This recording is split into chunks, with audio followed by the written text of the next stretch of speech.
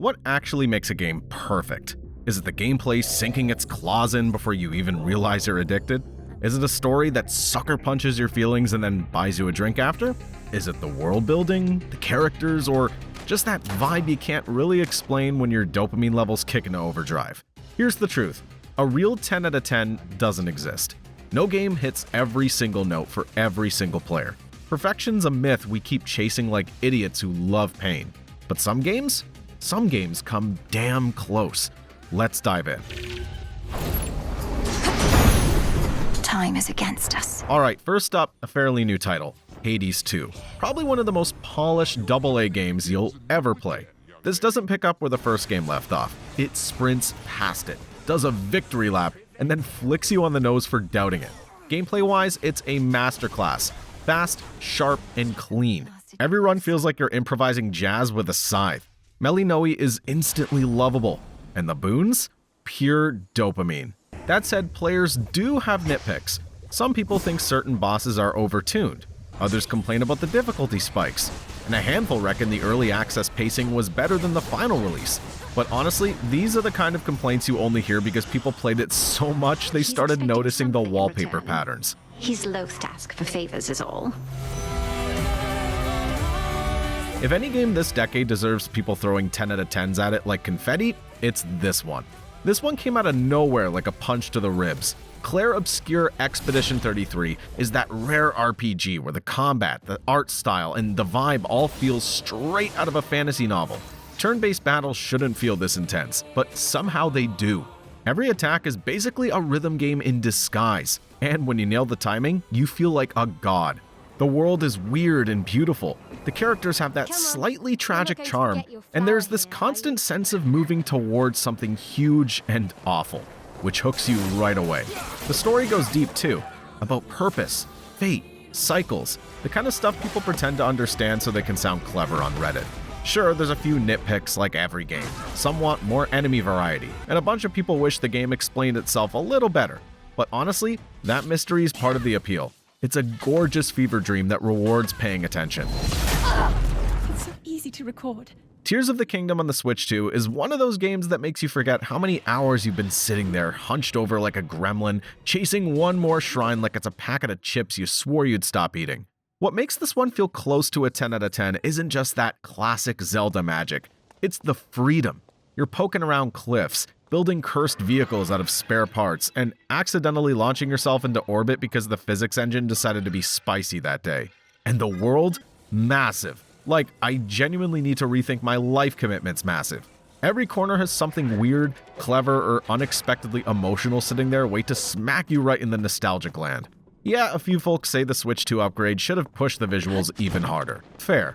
Still, when a game hits you with moments that feel like childhood wonder mixed with grown-up dopamine, you don't overthink it. You just sink in and enjoy the ride. It's the closest thing to perfect adventure design we've had in years. Split Fiction is one of those co-op games that makes you question your friendships. In the good, laugh until your ribs hurt way. Not the why did I ever trust you way like Overcooked. It's the studio behind It Takes Two, so of course it's creative as hell, emotional when you don't expect it, and full of that chaotic energy where every mechanic feels like it came from a completely different game. But it all works. Two characters trying to stitch their lives back together, drifting between surreal worlds that look like therapy sessions had a baby with a Pixar film. The gameplay constantly reinvents itself, almost like it's trying to show off, and you don't even get annoyed because every new level lands. You do need a partner to get the most out of it, but when it works, it's magic. The above provision and bequest is contingent. Blueprints is the curveball on this list, the one that sneaks up on you and ends up living rent-free in your brain for weeks. It mixes puzzle solving, exploration, and roguelite structure into something that shouldn't work, but absolutely does. You're basically wandering through a shifting mansion, picking your path room by room, trying to piece together what the hell happened here. It's creepy without being horror, cerebral without being pretentious, and every decision feels deliberate. The best part is how the mansion rearranges itself. Every run feels like you're exploring a new layer of the same nightmare. Players do have gripes. Some wanted more obvious story beats, and a few say the learning curve is a bit cold at first. That's fair, it could be an odd one to get, but once you do, you're hooked. It's ambitious, stylish, and has a confidence most games can only dream of. I have this dream. DK Bananza is pure joy in game form. It's the kind of platformer that reminds you why this medium exists. It's energetic, colorful, and just a feel-good title. Donkey Kong hasn't felt this good to control in years. Everything has that chunky, satisfying weight to it. The level design is where it earns its almost perfect status. Every stage has a rhythm, a flow, little hidden movements that reward curiosity. It's the sort of game where you run a level twice. Once to survive, and once because, nah, I could do that cleaner. It's vibrant, confident, and nostalgic without feeling stuck in the past. If you're a Nintendo fan, this one is a no-brainer. Abiotic Factor is like Half-Life, Lethal Company, and every sci-fi fever dream you've ever had got jammed into a blender and someone forgot to put the lid on. It's messy in all the right ways. Weird enemies, chaotic physics, and co-op interactions that lead to absolute comedy gold. The gameplay loop is addictive. Explore, loot, improvise, survive, die stupidly, and try again. The world feels dangerous in that we built this facility without a single safety regulation way, and it's full of systems that interact just enough to keep you experimenting. This is one of those games where even the bugs become part of the memes. That's special. Truly a hidden gem on this list. There's a million universes out there, and they're all trying to eat each other. Resident Evil 7 is the moment Capcom basically said, "Alright, we scared you as a kid. Let's see how you handle adulthood." This game didn't only pivot back to horror, it dragged the franchise into a rotting, creaking house in the middle of Louisiana. It made you walk around with a torch that feels like it's one sneeze away from going out. The first-person shift, a gamble that paid off harder than anyone expected. Suddenly, every sound matters. Every shadow looks like it's holding a knife. Every corridor feels like it's actively trying to ruin your heart rate. The Baker family aren't just enemies. They're a whole character ensemble of I need therapy now. Jack bursting through walls is still one of the nastiest jump scare moments ever dropped in a mainstream horror game. Gameplay-wise, it's tight, claustrophobic, and just grounded enough to feel believable. The weapons hit. The puzzles are classic RE without feeling like a maths exam. And the pacing is ridiculous. Slow burn, panic sprint, repeat. People do complain about the late game shift into more action territory, and yeah, the final section loses a bit of the farmhouse magic. But honestly, the first 10 hours are so strong that it barely dents the overall impact. If there's a modern definition of survival horror doing everything right, this is the one. Astro Bot is joy weaponized. Straight up, it's one of the cleanest, most polished, most lovingly crafted platformers ever shipped. The kind of game that feels like every dev on the team woke up every day excited to make something fun. Gameplay is smooth as butter. The movement feels tight without being sweaty. The level variety is insane, and every zone is basically a love letter to PlayStation's history. Even if you don't care about the references, the game's charm just steamrolls you. Complaints are minor. Some people wanted a longer campaign. Some think certain gimmick stages are love it or hate it, and a few bosses lean a bit too much on spectacle. But come on, when a game makes you grin the entire time you're playing it, you forgive everything. It's not perfect, but it's probably the purest fun you can have with a controller.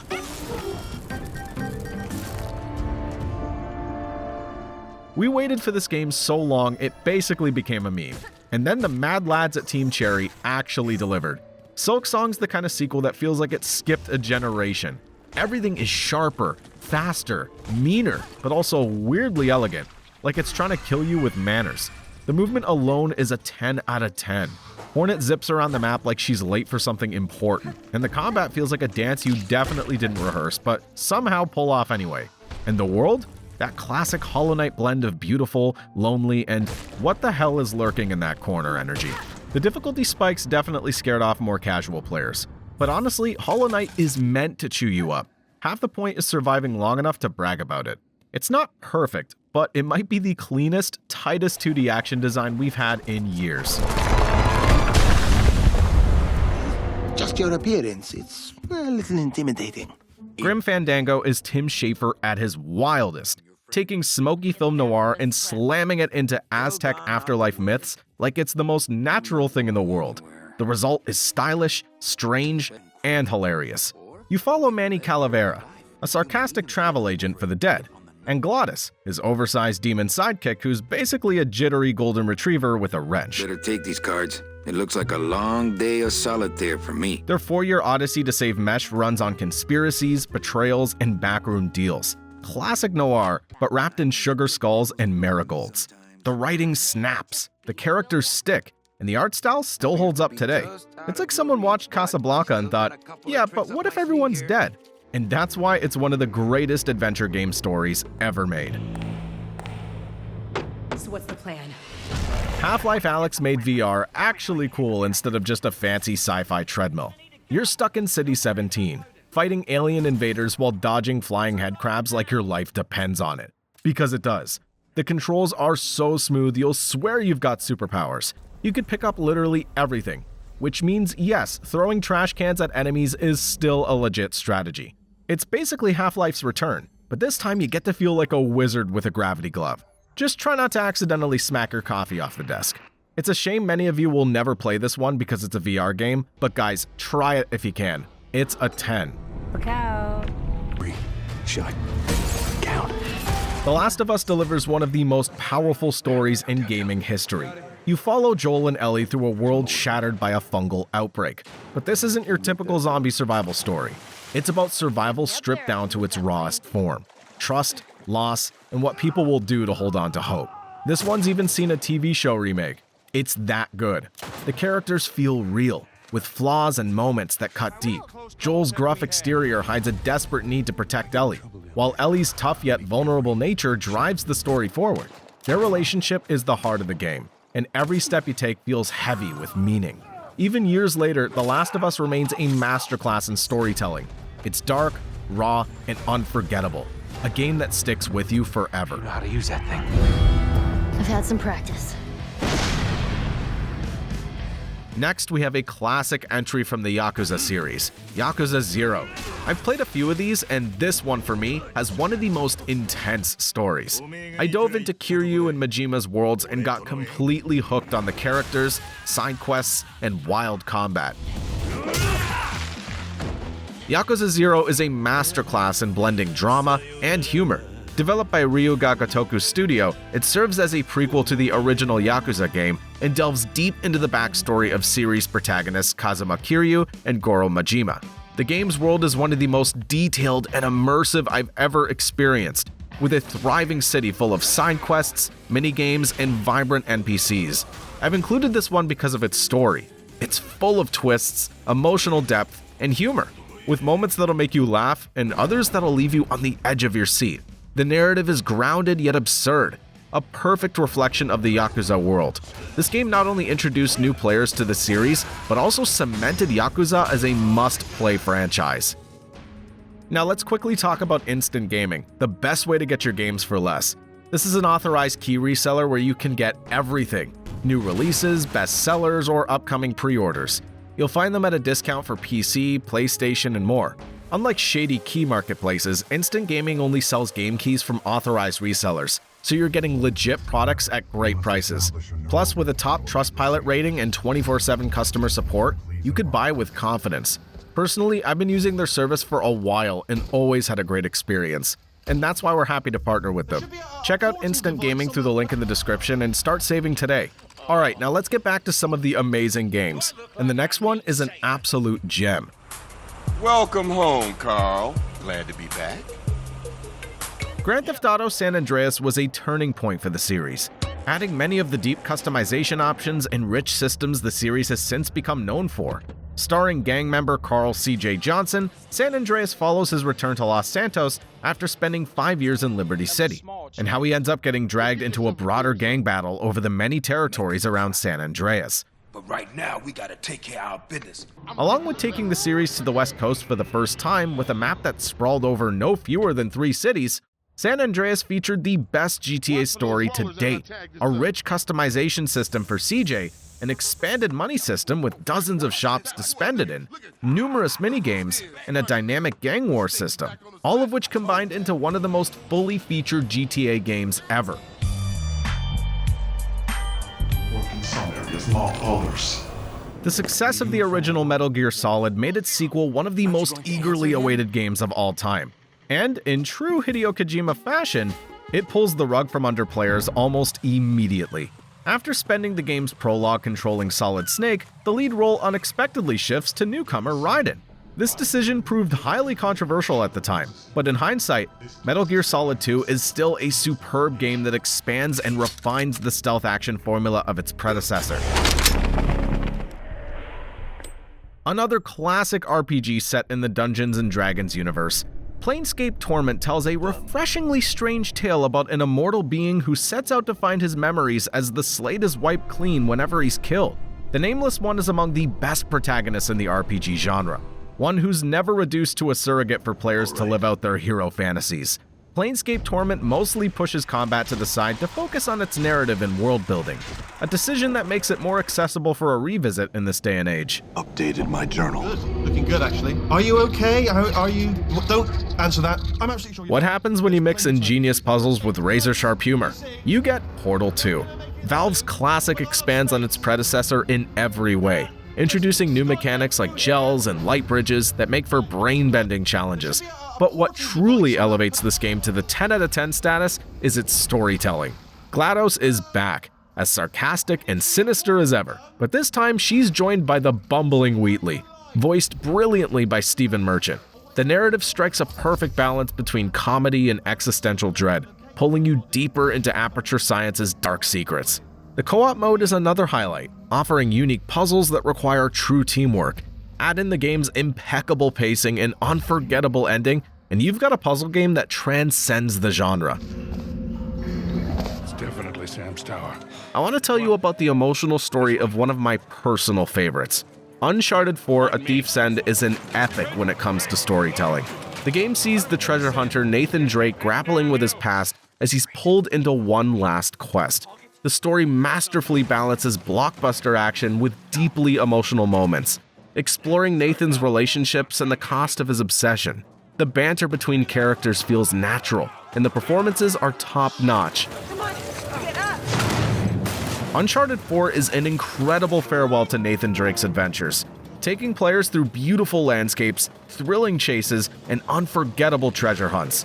Naughty Dog crafted an experience that feels cinematic and exciting at every turn. Uncharted 4 is the definition of an action-adventure masterpiece, proving that the series ended up on the highest note possible. Yeah, like ever. No, not by a long shot. If Red Dead Redemption was pure spaghetti western, the good, the bad, and the ugly, Rio Bravo, High Noon, then Red Dead Redemption 2 is something darker. It slows everything down, takes the myths apart, and shows you the grime underneath the romance. Arthur Morgan's journey technically sets up the first game, but calling it a prequel feels cheap. This is its own beast. A story about desperation and the men and a country that desperation carved into shape. You ride with the Van der Linde gang knowing the end is near, but nothing really softens the blow. The betrayals, the collapses, the small sparks of humanity along the way. It all hurts, and that's the point. By the time the dust settles, you care about these outlaws like they were family, even as the world grinds them into legend and ruin. If you haven't played this one, you're missing out on the greatest story game of all time, arguably. Baldur's Gate 3 is one of those rare games where you boot it up just to check something, and suddenly it's 3 a.m. Your party's covered in magical debris, and you're emotionally attached to a wizard who turns into a bear for extremely complicated reasons. It's the kind of RPG that gives you freedom and then immediately watches you use it to cause unhinged chaos. You can charm people, fight them, seduce them, throw them off cliffs, steal everything that isn't nailed down, and somehow the game reacts to it all. Every quest has layers. Every choice has consequences. The writing is sharp without being smug, heartfelt without being snappy, and the voice acting is absurdly good. I don't know where to go. Perhaps a flash of my weapon will get the message across. Combat is basically turn-based fireworks, a mix of tactics, RNG madness, And try not to set your entire party on fire because you miscalculated a spell radius by an inch. Honestly, this game is so good, so atmospheric and immersive. Highly recommended. But with your own 10 out of 10 picks, and stick around for more deep dives into the best games out there. GameWise out.